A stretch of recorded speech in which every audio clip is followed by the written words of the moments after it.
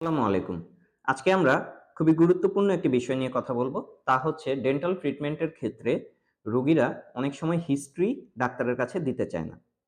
কিন্তু এই যে হিস্ট্রি বা পুরনো রোগের ইতিহাস এটা যেই চিকিৎসক চিকিৎসা করবেন তার জানা খুবই প্রয়োজন।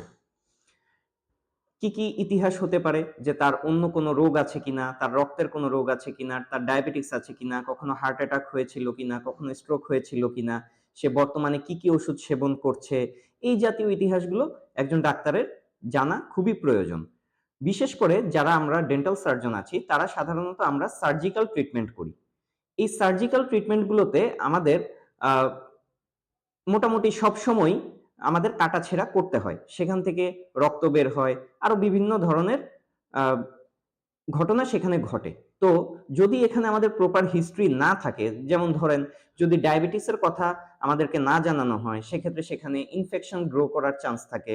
যদি রক্তে কোনো অসুখ থাকলে অথবা স্ট্রোক বা হার্ট অ্যাটাকের যদি ইতিহাস থাকে, সে যদি রক্ত পাতলা করার মতো কোনো ওষুধ খায়, তা যদি আমাদেরকে না জানানো হয়, কাটাছেঁড়ার পরে সেখান থেকে রক্ত বন্ধ না হওয়ার মতো পরিস্থিতিও তৈরি হতে পারে। যা একজন রোগীর জীবনের জন্য মারাত্মক ঝুঁকির কারণ হয়ে দাঁড়াতে পারে।